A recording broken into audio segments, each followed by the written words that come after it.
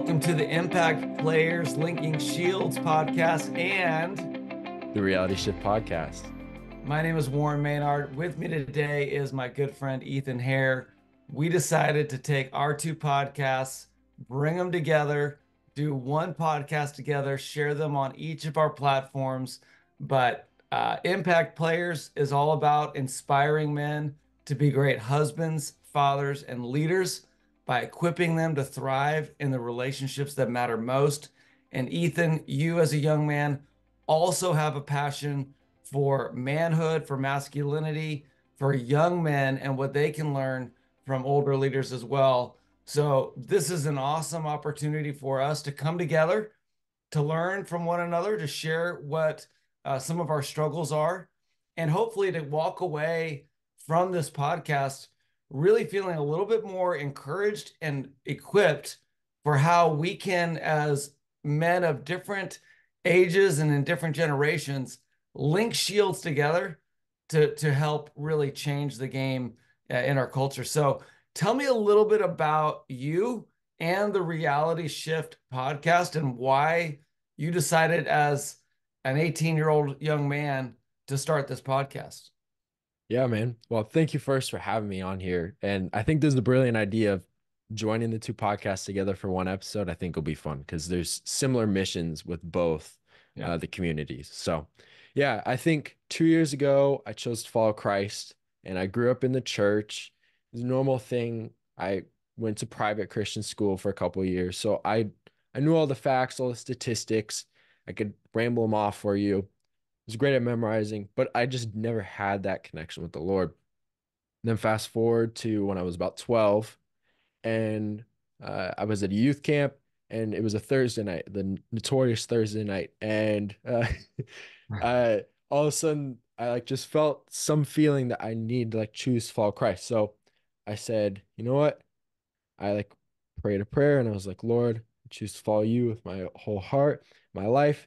And then the youth pastor's like, if anyone wants to choose to follow Christ, you want to come up here so we can pray for you. So I decided to go up. And then afterward, they pray for us. Afterward, they're like, if you want to get baptized, let us know. And I was like, I don't want to go in front of a bunch of people. That's too scary. So it's like Yeah. someday when I'm 15. So then a year or two later rolls around and then I'm 15. And I was like, maybe when I'm 16. And I was like, maybe I'll have the courage then. So then when I was 16, I was like, I don't know. And I was like, maybe when I'm 17. So then it was that spring. Mhm. And I'd been spending more and more time in God's word because that was something I always struggled with, was spending time Mhm. in God's word like day and night as the Lord commands us to. And as I started spending more and more time in God's word, I just felt commanded that I need to, like, the Lord gave me a strength and a courage to Mhm. start telling people about the gospel. Mhm. And I didn't feel ashamed anymore of my faith. And so that made me realize, hey, I want to get baptized and Mhm. proclaim that I chose to follow the Lord. Yeah. So that spring rolled around, Easter was coming up, and I was like, I want to get baptized. So I did. It was awesome, a lot of fun. You were there. It was awesome. So Oh, yeah. it was a great experience. I'll never forget it. It was like a new birthday, basically. But so that, and then about that next year, I remember everyone always telling me that becoming a Christian, it's not easy, like you always think it's gonna get easy, but it's always gonna be worse. And I was like, yeah, but that's you. You're just projecting on me. I'm Ethan Hare. I'm different. The Ethan Hare. I'm the Ethan Hare. I'm different. I've always been that way. I was thinking at the time. And then that next year was probably one of the hardest like years of my life. I was like, okay, maybe I should have calmed it down a little bit. And then this last year though, as I started spending time in God's word daily, specifically this past couple months, I spent time in God's word almost every single day. I think I missed a couple days here and there, which that sounds great and all, but it doesn't matter unless the Lord's trying to speak through you and all Mhm. these different things. And if your faith's not growing. And so I had this vision during the summer. Uh, I love to spend time in nature. As I was telling you earlier, I just went on a hike up Mount Si or run up Mount Si, just so that's where the Lord speaks through me is through other people in my life, mentors, and then also when I'm in nature. So when I have noises around me. I'm just in silence and peace, just me, Mhm. God. And as I started to spend more and more time with him, I felt like he wanted me to create a community and use the people and the connections I have in my life as uh, tools, basically, and provide advice to younger men and older men as well Mhm. in a generation and in a world where being Christian is looked down upon. We're heavily persecuted at Mhm. probably the most we've ever seen in all of history. But yet Mhm. we have the greatest opportunity to bring the gospel to the world and become leaders and separate. There's the greatest opportunity, but also the greatest amount of persecution. Mhm. Uh, Probably since, well, definitely since the Lord was like Jesus was on earth, in my opinion. And so I started doing that, and then I started having mentors and talking to them, and they're like, "Yeah, that sounds great." And I started doing it, and I was like, "But I'm 18 though. Why would anyone want to listen to me?" And I was like, "You know what? Maybe no one wants to listen to me, but I feel like the Lord's telling me to." So I was like, "We'll just start getting around." And then I started procrastinating. I was supposed to start in August, and this is an old habit of mine, so I started procrastinating, and then Mhm. finally it came to December and I was like, you know what? Screw it. I'll pull the plug on it. And so I pulled a trailer. That went really good. And then it was heavily edited, but I just got it out there. Then from there, we had the podcast like a couple weeks ago, then this one and then one next week. And so it's started to spiral, and the Lord's opened doors where I thought there would be people that I would try to ask, like, hey, do you want to be on the podcast? And I thought they would never say yes. Mhm. Uh, and it made me realize that I can't doubt what the Lord is capable of. Yeah. And so, yeah, I think the Lord gave me a vision for a community ultimately. And this is only the start of it, in my opinion. And the Mhm. podcast is an outlet uh, Yeah. to have a good input in people's head of the word and spending time around other brothers and sisters and well, specifically brothers. This is for men, the Mhm. community, and to have them become better fathers, better leaders, sons of God, and help them achieve the visions that God has put them in their life, Mhm. and overcome a Oh, temptation through help and all these different things. That's the goal. And so the podcast is one way to do that. man, I love that. It takes a lot to get something like this started. And one thing I know about you, Ethan, is that you've got a willingness to do hard things. Like you talked about running up Mount Si. Like most people don't wake up and say, "Hey, today I think I'm going to run up Mount Si." You're willing to, take the lead and speak at youth group, which you're doing on Sunday night. You were willing to do that hard thing and to make that decision to come to Christ as a 12-year-old, to be baptized in front of a bunch of peers and strangers. And you and I got to do a hard thing together just this past Hmm. November when we both ran our first marathon together, Yeah. and we trained together for that marathon.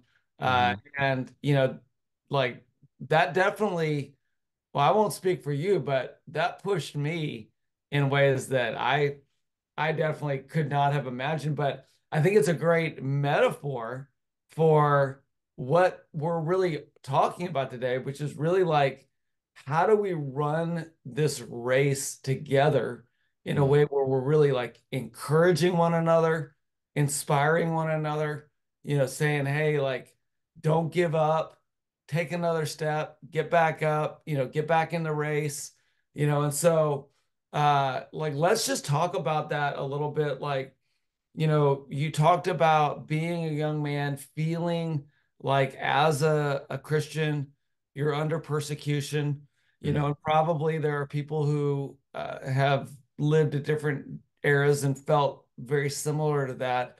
Certainly we're in a culture right now where being a young Christian man in particular, um, kind of puts you square in the bullseye of what a lot of people think the problem with the world is. And what I'm here to say, and I think what you're here to say, is that young Christian men or Christian men in general are not the problem. Hmm. We've been called to step into the problem and to help change the narrative, change the story, and help be the solution for the things that are broken in our culture today. So talk a little bit about, living in Seattle, Washington, being a Christian young man. Um, what is it like to be a young man in this day and age? I think being a Christian as a young man in this day and age, there's temptations. There's two like ways to look at it, two lenses you could look at it. We could look at the negative or the positive. So we could start with the negative because that's our mind's nest like straight up go to always. Mm-hmm. So we have temptation going at us from our phones to Mm-hmm. computers to your TV, everything. Uh, from like Instagram to TikTok to Snapchat, dopamine, it's like a dopamine waterfall. Yeah. Everything is around you, it's basically against you. And as a Christian, when you're in a world that's directly against you, and it's always been like that since the beginning, Mm-hmm. but right now, with everyone so connected, it makes it so easy for persecution to happen. Mm-hmm. So, especially just as men in general with masculinity, that's being attacked. Uh, Being men, it's looked down upon. Yeah. And being like a leader in society, that's looked down upon. And so, as young men nowadays, the problem is who are our role models? Who can we look to? And so, a lot of things, and I've seen this amongst a lot of my peers, is we go to people that look like superheroes. Because before in the 70s, Mm-hmm. you had Arnold, you had Mm-hmm. like Rocky, and Chuck Norris. Chuck Norris, man, that guy, dude, that man was a legend. Yeah. So you had Chuck Norris, you had Arnold, and you had Rocky. Yeah. And seeing those guys, it was good to be and cool to be a man. You're like, I'm gonna be a man. I'm gonna go out and do hard things. Now, I wouldn't say that's necessarily being a man. I think that's just doing masculine things. Mm-hmm. But still, there was those role models. Nowadays, in our generation, there's really nothing like that. The only thing you could really compare it to would be the Tate brothers. Whether you like them or not, I think they're a negative role model in my opinion. They have some good messages, but the majority of it is bad in a negative, like in my opinion. And so from what I've seen, and that's really the only role model you have. And so you have a lot of men that think it's great to sleep with a bunch of women, be Mm-hmm. around a bunch of women. Your goal is to make a lot of money, Mm-hmm. sleep with a bunch of women, and it's great to get in great shape. Like I 100% agree with that. You're supposed to take care of your body. That's actually a speech that I'm studying all year for and giving at the end of the school year in front of the entire school Mm-hmm. is on taking care of your body. So that's a great thing. Yeah. But trying to, and this has become a thing of the red pill, blue pill, black pill Right. society of I can go and like mess with all these women, sleep with them. I'm a man, all these different things like that. And the problem is that's not rooted in the Lord. That's not what the Lord wants for you. Mm-hmm. That's not God's plan. And that's not from God's word or from the Lord. And the problem that men have, specifically the youth, is there's no role models. Right. And right now in this generation, I think I can't speak for the generation before me or the one before that, uh, the fathers that have come before me. But there's not a lot of discipleship that happens. So after you choose to follow Christ, then it's like, yeah, you're a Christian now. And then you spend time in your word and all these different things. But then there's a lack of discipleship there. And Yeah. so you really have to be the one as a young man that's hunting the discipleship out, going and asking guys, hey, can you mentor me? Can you mentor me? Can you disciple me? Mm. And so I think that's one of the things in the church that we could do better, discipling young men and having them and joining them basically to another man and saying, hey, this is a guy you can look up to. And I think also a problem that falls into it specifically in my generation is the divorce rate's over 50%. And so Mm. half of all so that's 50% right there. And then like 15 to 20% of marriages just stay together just because of the kids and whatnot. So there's not even a great marriage there. So you have 50 to 75% of all marriages aren't great in the Yeah. first place. Mm-hmm. And so a lot of young men, they don't have fatherlessness is a massive thing nowadays. Right. So you don't have that strong masculine figure in your life. And so you go out and try to fill that void and fill that there. Because usually in a healthy family, healthy relationship with your father, you look at your father as like the guy. Or like not necessarily, sometimes it's your hero, sometimes it's just Sure. your protector, your provider. You're like, Yeah. that's a cool guy right there. I don't, you might not necessarily want to be him, but you're like, that's a guy that could be like, or Right. have similar things as him. Like, I like that. And that's a good role model for you. Uh, and so I think that's where mentorship comes in. That's where discipleship comes in a society, in a culture, in an age when fatherlessness is so high and there's a Mhm. lack of role models. They're the brothers in Christ, the elders need to step up in their role with younger men in Yeah. discipleship. Yeah. And I think, that's what's cool about like this conversation that we're having because, for me, what I do with impact players is I work with men, really anywhere from like 24 years old up to Mhm. 84. But I would say a large contingent of the men that I work with are like, between the ages of like 30 and 50. Mhm. And so they're married, they're having kids, or they've got, kids. And what I've found is that a lot of the men that I meet are themselves feeling like they're broken. They're feeling like they have never had that mentor. A lot of the men didn't have a dad in their lives when they were Mhm. growing up. And so they're kind of saying, like I need somebody to mentor me Mhm. before I can, mentor somebody else. I don't feel like I'm qualified. I'm divorced or my marriage is struggling or I'm struggling with pornography.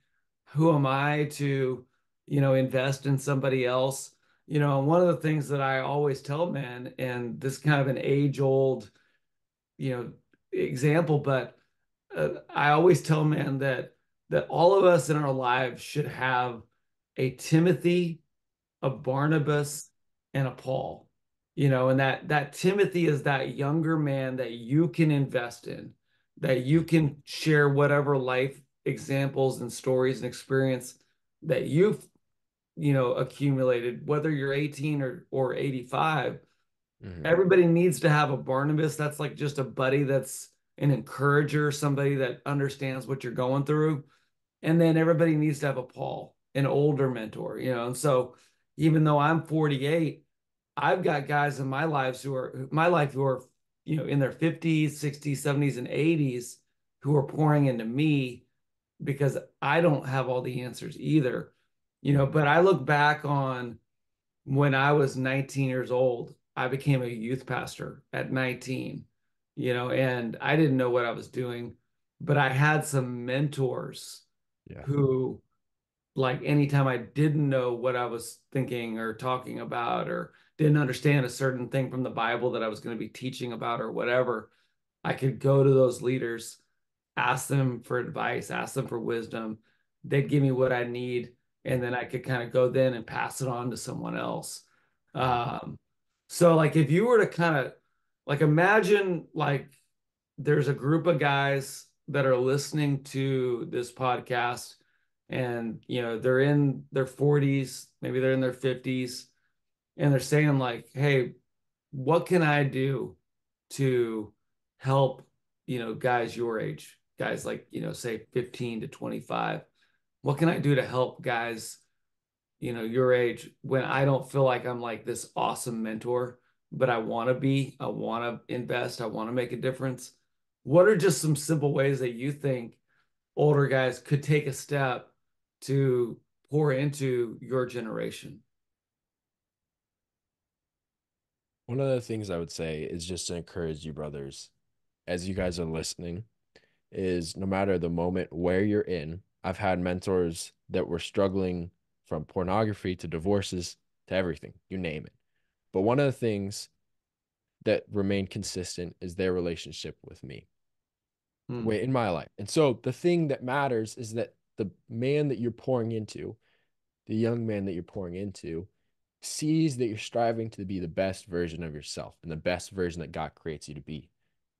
as humans, we're going and as children of God, we're going to be struggling. We're going to be sinning. Everyone Mm. has that. Now you might be saying, well, I have it worse than another person. I've had mentors that have gone through some really crazy stuff, and I'm not going to say what you're dealing with is not like not bad. But one of the things is no matter what goes on, is pouring into that young man consistently. Mm. uh One of the things young men look for, specifically mentors, is they don't want they don't want their dad. They don't want their dad telling them you're doing this wrong, you're doing that bad. Mm. There comes a time and a place, Yeah. but for you as older men, the thing that younger men are looking for is advice. They come to you and be like, "Hey, I'm Mm. struggling with this. I'm dealing with this. What can I do to get out of this? How can I improve? How can I change?" Yeah. That's what young men are looking for, is they want connection, they want advice, and they want consistency in their life with men that they can trust and they can have people hold them accountable. That's where a mentor comes into place. That's what your role would be as a mentor. And what I love about that is that really anybody can do that. Hmm. Like you didn't say, oh, you need to know the Bible frontward to backward, Yeah. you need to be able to bench press 300 pounds, you don't need to be able to like, uh be this perfect example of how to raise your kids or how to, Hmm. love your wife. Like we're all going to fall short, and I think like one of the characteristics we talk about the 10 characteristics of an impact player, one of those characteristics is audacious authenticity. Yes, sir. So Yeah. just being like so authentic that it helps the younger man realize, oh, Hmm. wow, I can be honest about what I'm struggling with because this guy that I look up to, like he's being more honest than I ever thought he would ever be, Yeah. and that has a powerful effect on someone. So I love the way you put that. That's great. And I guess, you know, the kind of the flip side of that is like, most of the time an older man is not going to go to a younger man to ask him to mentor him. Hmm. That's not generally the role, Yeah. but there are things that younger men can teach older men. Hmm. There are things that older men can learn from the younger generation. So maybe like what are some things that you feel like, hey, like guys my age can kind of help bring to the table, Hmm. whether it's just a unique perspective, maybe it's like some skills in technology or social media or whatever that might be, but just like what would be some of the things that a guy my age would benefit from by having a mentor relationship with a younger man? Yeah, I think it's I wouldn't say it's a difficult question, but it's a question that definitely makes me think. It's a really, really good question. Uh, I think going back to when I was 12, I was a part of this group where there was a bunch of people. I was the youngest person, I think, by like 20 years. I did not fit there at all. Hmm. And we had one guy who's now become a close friend and mentor of mine. He's 60, 61. And then there was another guy. He had kids. His kids were already past the age of 30. They were already twice my age at that point. Hmm. So I felt like I had nothing that I could bring to the table. There was another guy that was going through divorce at that time, and I felt like I had nothing that I could do. I couldn't help there. And what one of the things over the years, and now talking to those brothers, since then, there was a couple of things that they brought up that they said I added to the group at that age, which now looking back, I realize I did, and I think all young men can do this, is their level of energy. As Jesus tells us when he took the child onto his lap and said, have the faith of this little one here. Uh, and whoever like helps this one into the kingdom, uh, I'm really misquoting it, but You're pretty good. yeah, You're pretty close. Yeah. And so, but he says, like, have the faith of like this little one here. And I think that's one of the things there is talking back to those mentors when I was in that group. Now talking back to them 6 years later, one of the things they said is seeing my faith as when I was little, in comparison, is they saw that I trusted in God completely, and my energy level also is younger guys, they're full of energy, and there's Mm. almost like an innocence to them where like I can conquer the world and it Yeah, revitalizes you. that's Uh, right. like I have older mentors right now, and I have like kids, like youth that I'm pouring into as well currently. So I Mhm. have my own Timothy, I have my Barnabas, I have my guys, and I have my mentors as well. And so one of the things is they energize you, they have Mhm. faith like nothing else, and they're fun to be around. You think all your buddies are friend and fun until you hang out with kids and they're super energetic. They run around you Yep. and you have a lot of fun. You're like, okay, well, that's great and all. I have my own kids. So why would I need more kids in my life? That's Right. that's one of the things that I've had other men like that's one of their main arguments against it.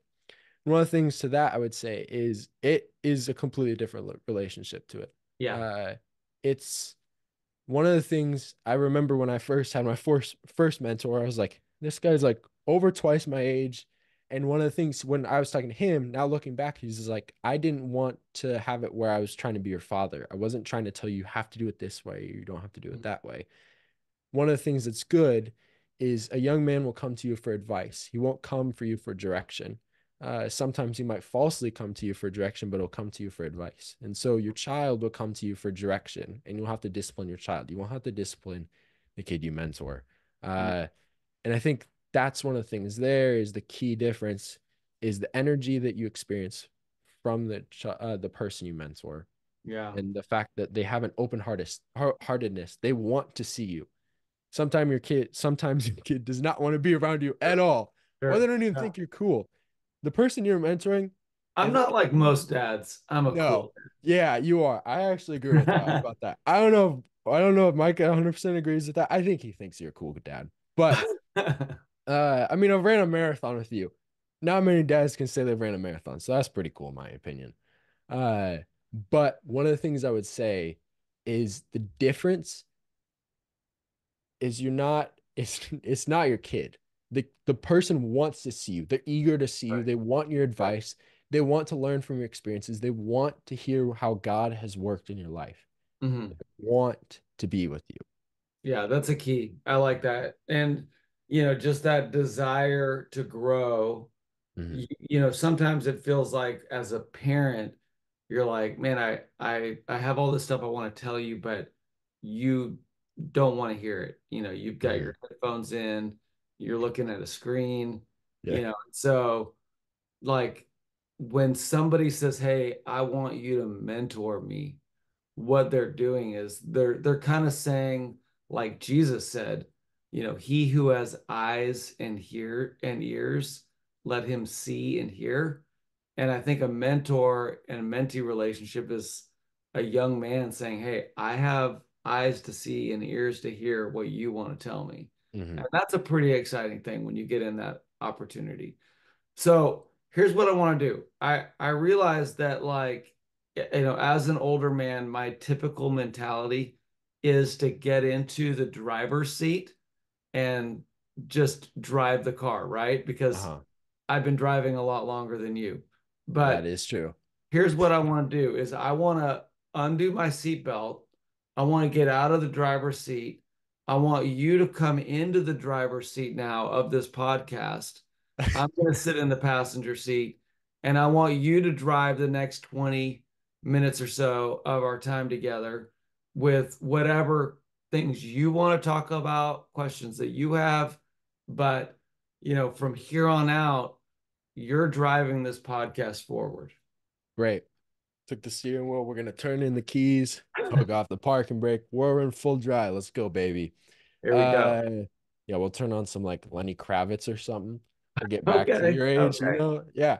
Uh, so one of my questions for you, I think, and this goes along with being a mentor, is when you have what is one of the downfalls you've had in the past with trying to mentor young men? As th there's that young man out there Mhm, that is wanting someone to mentor him, or he's currently having someone. Well, specifically, if a man is having someone mentor him, mhm. what are one of the things and the mistakes you've seen young men do when you've tried to mentor them, or you've seen other young men make when they have someone pouring into them? Yeah, it's a great question because I have had the opportunity to mentor lots and lots of young men over the years, and I would Mhm, say like maybe three big things that can kind of cause a mentor relationship to just fizzle out. One is a lack of consistency. So mhm, you talked about, as a older man being consistent, and that goes both ways. So if it's kind of like, hey, we're gonna get together on Mondays at 5 p.m., every week, and one of the people, let's say the younger man, keeps saying, hey, I can't do it, I can't do it, I'm out. At mhm, some point you start to wonder, hey, does this guy really want this? Does he really value this time? Because essentially when a younger man comes to an older man and says, hey, will you mentor me, what he's saying is, I want you to invest your time and your wisdom and experience into me. And mhm, that's a great gift that mhm, a mentor can give to a younger man. But if that gift is kind of not appreciated, or it's taken for granted, then that can kind of cause a mentor relationship to fizzle out. I would say the second thing is, like you were talking about, like the mentor is not the dad. yeah. Like if I'm mentoring you, I'm not your dad. And the good news about that is that you don't have to, quote unquote, worry about disappointing me the way that maybe you worry about disappointing your real dad or Mhm, the dad figure in your life. So like I want you as the younger man to be authentic and to share your struggle. And mhm, even if we've talked about one struggle multiple times, and you've said, this is it, I'm going to do it, I'm not going to do this anymore, you yeah. know, and then you come back and you're like, I did it again. You know, Yeah. one of the reasons why people can kind of quit on a relationship is they feel like I've fallen down one too many times. Mm, Like I've disappointed my mentor and he's not going to want to see me anymore. mm, But just realize that, you know, a, the key to a great mentor mentee relationship is grace and authenticity, mhm, because that's what Jesus gave to us, is that amazing grace.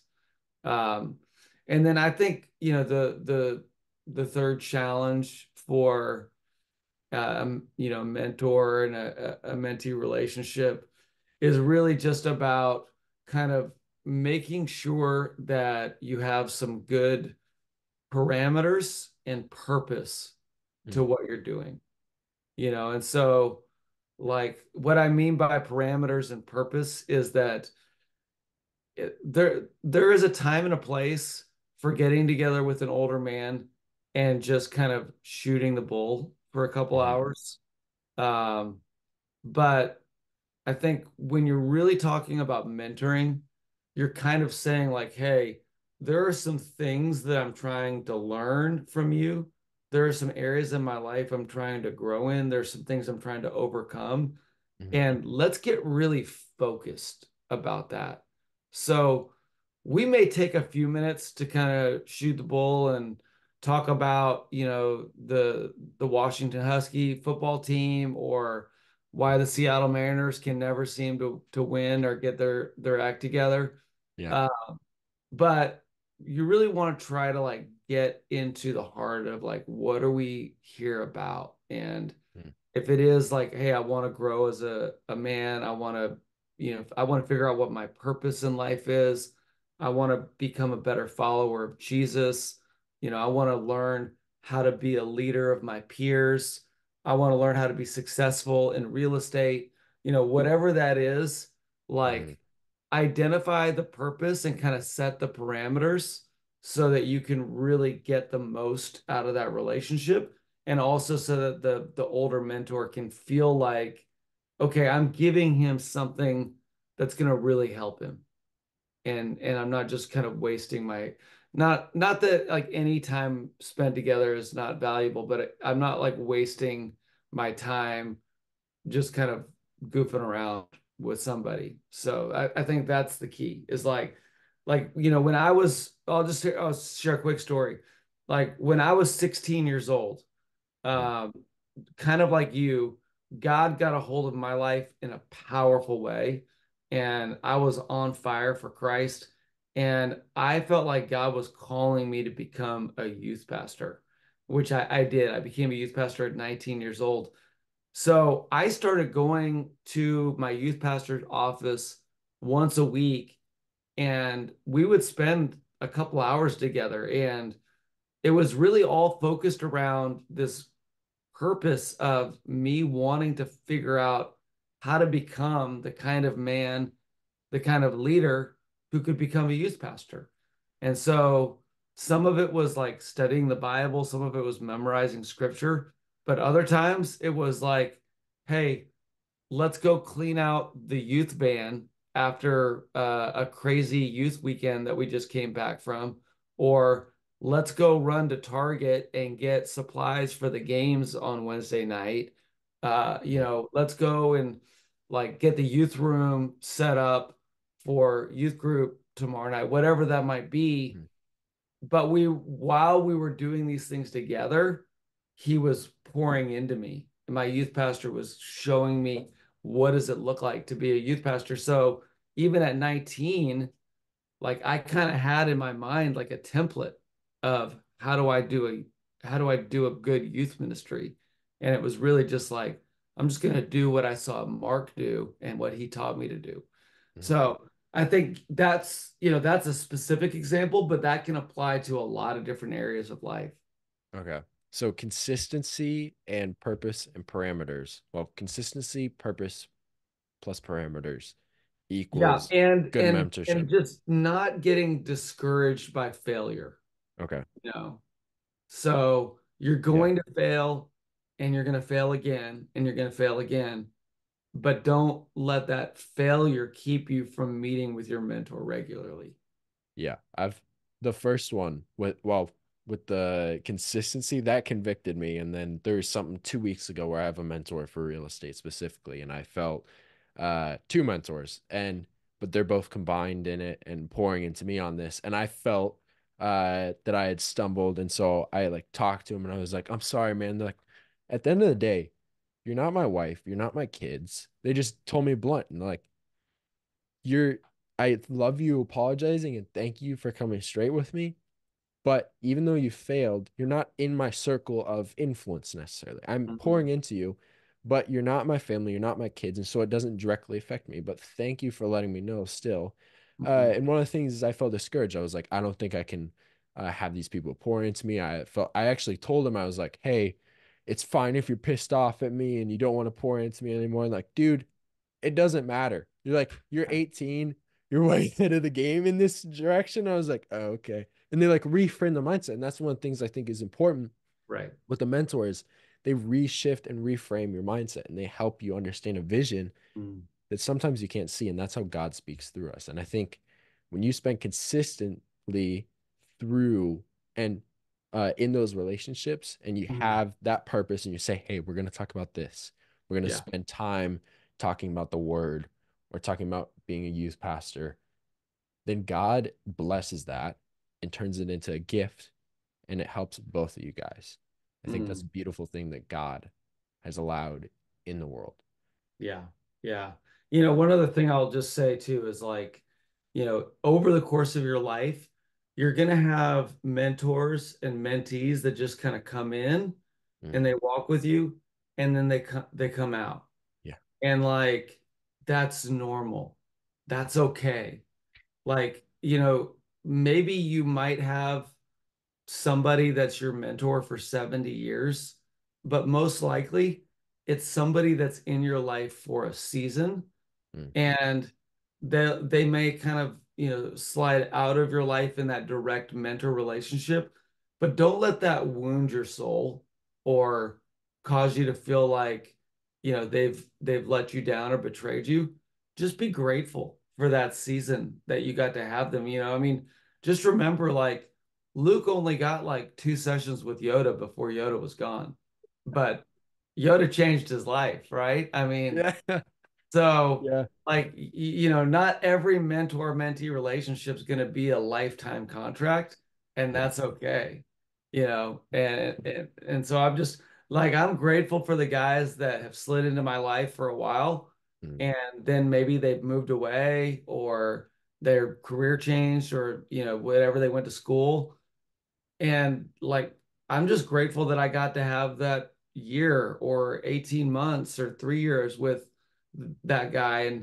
And it's cool when like 10 years later he calls you and says, hey, like, now I'm mentoring someone else and I'm telling them the same things you told me, and Mm. so those are just things to kind of remember as well, is that like it's not always a lifetime type of deal.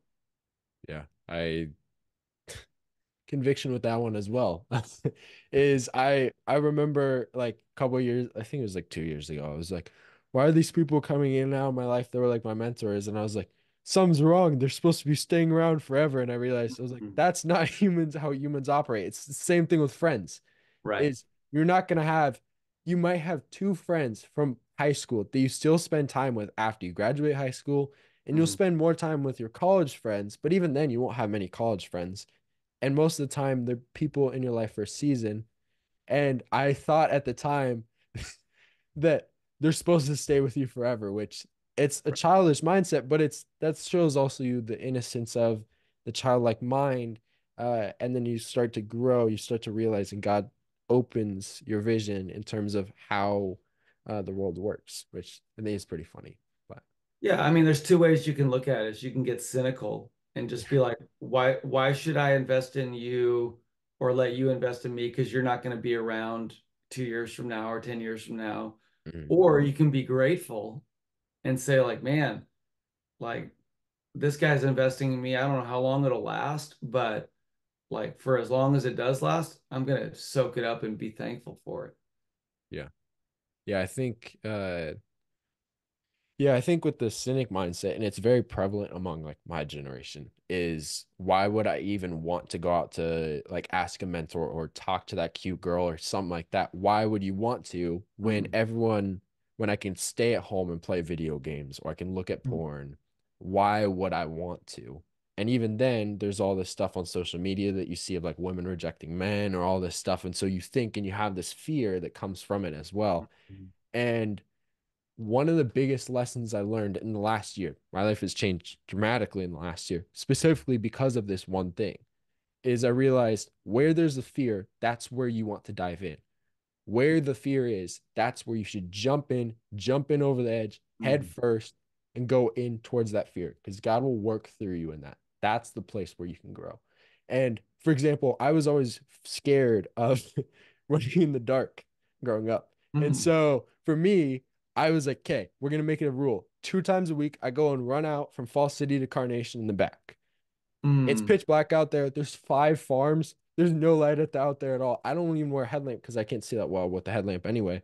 Uh, and so that made me grow into the fear. I was scared of running in the dark. So I said, hey, let's just jump head first. And that Mhm. actually grew my faith a lot. And so one of the things for people, especially Gen Z, is we're scared to talk to people and get out of our box, the people Yeah. we don't know. And I think one of the things with mentorship is it grows you so much. And the reward is way higher than the risk with talking to people and getting outside your box and trying something new. Because mentorship is definitely something new and unique nowadays, specifically. It's not that common, but yet it has such a beautiful and massive benefit to both parties Mhm. involved.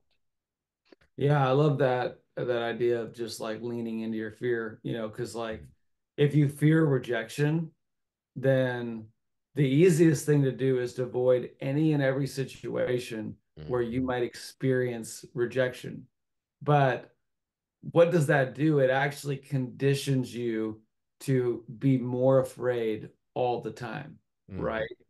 But if you fear rejection and you go out and you try to be a friendly person, meet new people, ask people to help you, ask that girl out, you Hmm. know, like share the gospel with non-believers, try to make that sale for the work that you do, Hmm. whatever it is. Like every single time you do it, you're like putting like a little Lego brick of confidence in your life that, hey, I did it, I tried, Yeah. and I'm still here.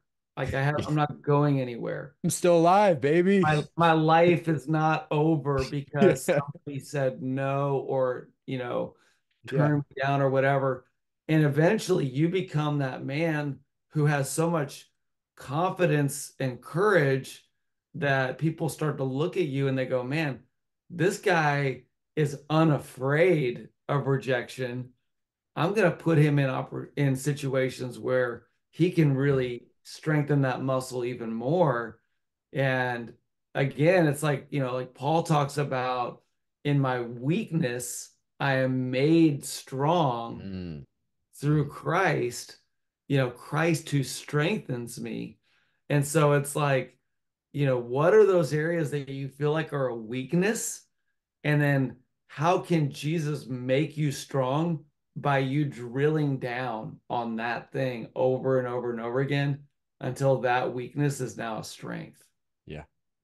Yeah. For that was one of the things is drilling it. I remember reading that passage last year, right around this time of the year. And for me, I'm I'm an extrovert. I like being around people, but it's only when I knew people. That was at the time. And so for Mm, me, I said, okay, I went to coffee shops a lot then, and I would always go to store with malls or by myself or with other people. And so I said, okay, we'll make a rule. I have to talk to three strangers every single day. But for the first month, the rule is all I had to do is give them a compliment, and then I just walk away. It felt really awkward, but I didn't like talking to strangers, so we started doing that. So I'd go like, I remember this one girl and I was like, I think she's cute. So I went up to her and I just said, hey, you're cute. And I just walked away and like I skittled like away like a little penguin. And I'm walking away and I'm like, And I was like, maybe she's gonna freak out or something. But I was like, okay. And then afterward, I was like, holy crap, I'm still alive. I'm still here. And yeah. then I went from that to now a month later. I was going up, I was having conversations. I would have conversations with the barista. Now I can go into a mall a year later and I'm known from my friends of just going in and just talking to the person behind the cash register or something like that for a good 30 to 40 minutes. Mm, And the way that God uses you and God spends time with you, well, not spends time with you, but the way God uses you uh when you press into that weakness and how God strengthens you is a beautiful thing. Like last year, I was scared and petrified and mm, terrified to talk to strangers. And then a couple weeks ago, I saw a homeless guy on the side of the road, and I said, I should go up talk to him. But like 2 years ago, or a year ago, I would have been scared to talk to anyone, regardless mm. of who it was. And I said, okay, you know what? We'll just go and talk to him. I felt called to go and talk to him. So I ended up having like 2 hour conversation with him. And the Wow. thing is, how God pours into you and strengthens you in your weakness, like Paul says, Mhm. it's it's incomprehensible how God can use you. It's unlimited the ways God can use you when you pour and you spend time over and over and over and over and over again into that weakness. And you just pound it and pound it and pound Yeah. it and spend more and more time working on that. God will use that weakness as your strength. For example, Moses, he Mm, had a horrible stutter. He wasn't the best at speaking. He said, God, why would you want to use me when I don't like speaking in front of people? So God said, fine. I'll use Aaron as your mouthpiece, basically. And then he mm, took that, and then Moses ended up speaking to Aaron or to the Pharaoh, and God used him from that. And then he led all of the Israelites and yeah. spoke among them. And God had a direct relationship with him. A guy who was not good at speaking was speaking on the regular with God. Yeah. God used his weakness Mm. and turned it into his strength to lead a nation. That's what God is that's what you're capable of when you press into that weakness. Yeah, I love that. And I was thinking about, even before you started to talk about Moses, I was thinking about Joshua, Yeah. who Joshua is known for his courage. Like he was one of the twelve spies that said, "Hey, we can take these guys. We can take the promised land." The other 10 were afraid because they said we're like grasshoppers compared to how big and tall they are. Mhm. And as a result, the nation of Israel wandered in the wilderness for 40 years. God says, "Okay, Joshua, Moses is gone. You're in charge now." And in the first chapter of Joshua, God says to him like 4 or 5 times, "Have I not commanded you, be Be strong strong and and courageous?" courageous. Yeah. Now, you know, if God tells you something like be strong and courageous 4 or 5 times, the reason why God is telling you that is because you don't feel like you're strong and courageous. Mm. You need to hear that over and over from God because you don't feel like that's who you are. But because Joshua heard from God and he heard what God had to say about him, that you're going to be this man who is strong and courageous because I've commanded you to be that man. Then the whole rest of the book of Joshua makes sense Mm. because you see the strong and courageous man who's basically just living out what he believes God has said about him. And so uh I think like just going back to that idea of like overcoming fear, um believing about yourself that you are a courageous man. Mm. Like saying that because of God, I am a courageous man. Because of God, I am a strong man. Mhm. And like believing that truth that that's who God made me to be. That's what it means to be a man, by the way, is to be strong and courageous. Like that's Yeah. one of the characteristics of a man. Mm. And so a lot of men don't feel like they're strong and courageous, but what they need to do is they need to hear what God says about them. And Yeah. what God says is you are strong and courageous because that's what I've commanded you to be.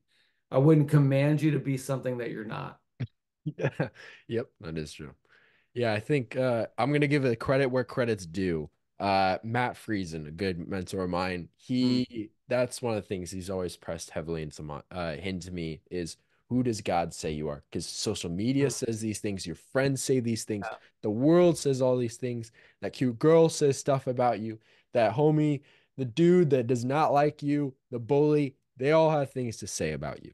But Mm, what does God say about you? And so spend time in the word figuring out, for example, he always says, find 20 things that God says are true about you, mm, characteristics, who you are, your role in life. And so I think that's really key as men is knowing what does God say we are?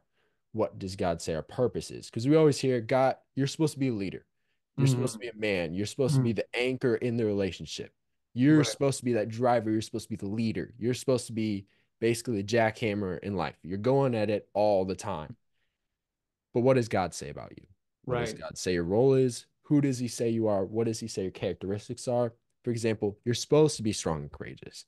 Mm, And Joshua 1:9, I remember I learned in third grade, it's when I go on those runs out in the dark, that was, I think I did an hour and a half run, and I said that for every single second of it. Is you're supposed to be strong and courageous. And I know you might not feel like it, but right after that line, it says, God says, do not be afraid. Uh, yeah. for I am with you, basically, to shorten it. Mm, So don't be afraid. I am yeah. with you. That is what God says about you when you don't feel strong and when you don't feel courageous. God has given that to you, and God has given you the courage and the strength. You just have to use it. So A.W. Tozer, who is a pretty Yeah. wise and godly, intelligent A man, little bit. wrote the book The Pursuit of God and Mm. God's Pursuit of Man. But he says the most important thing about a person is what comes to their minds when they think about God.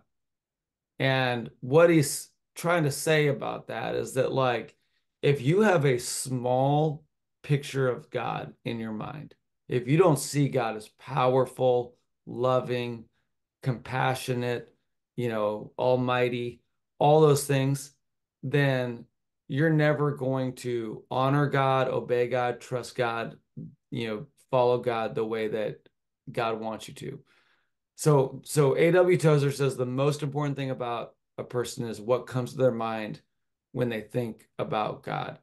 But what I've added to that statement is the second most important thing about a person is what comes to God's mind when he thinks about us. And that's what you were just talking about, is like it's important for me to know that I'm thinking the right thoughts about God, but it's also important for me to know that God is thinking the right thoughts about me.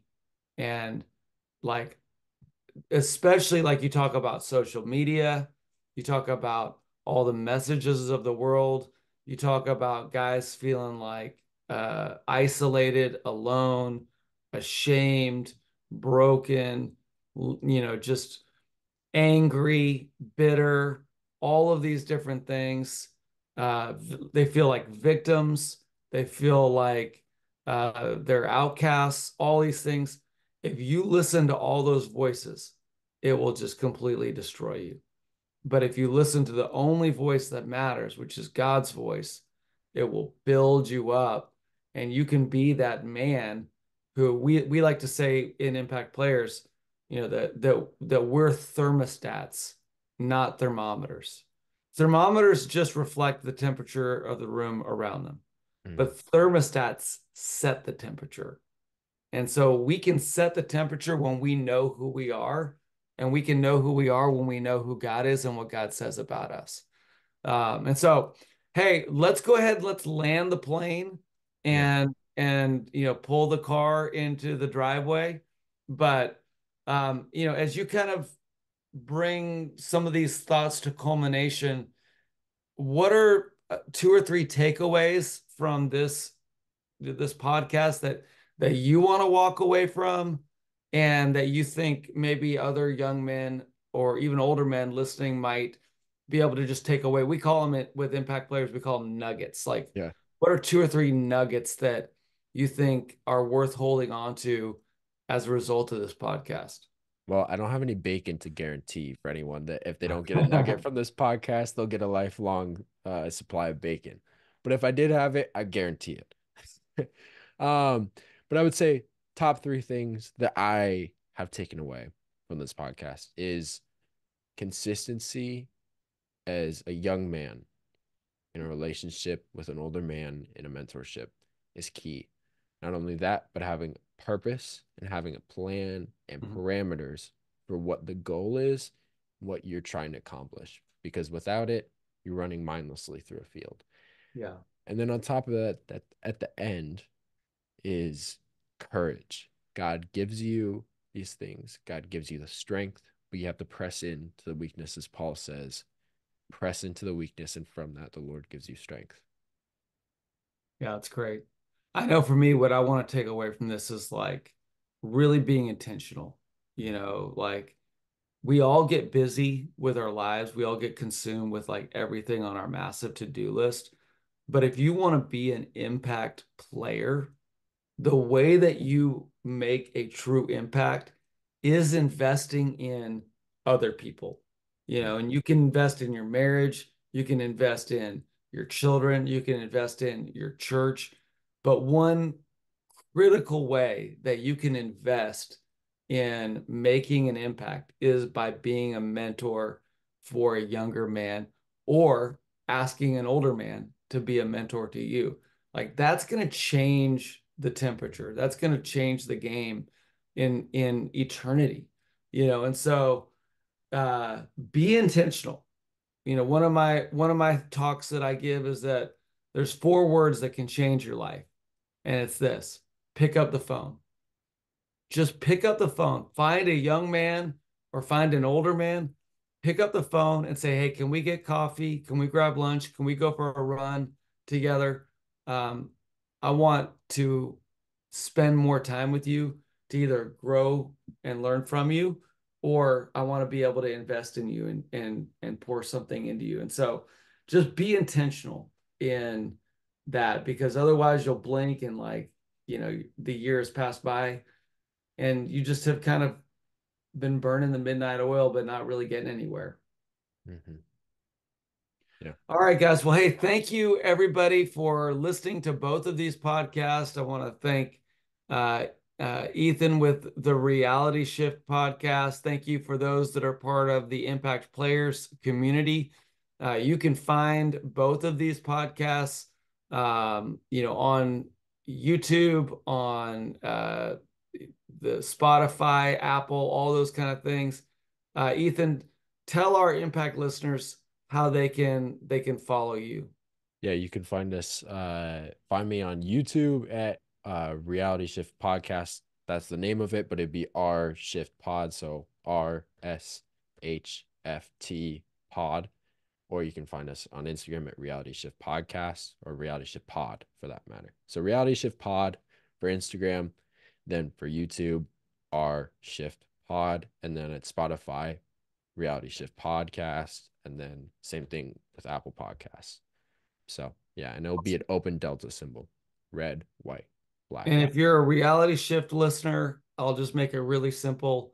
Go to impactplayers.org and you can find all of our social media links, all of our resources, blogs, podcasts, videos.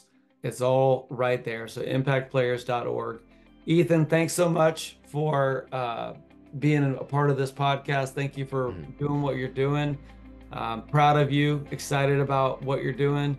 Looking forward to our next run and our next marathon together. So But with that, we'll sign off and we'll catch you guys next time.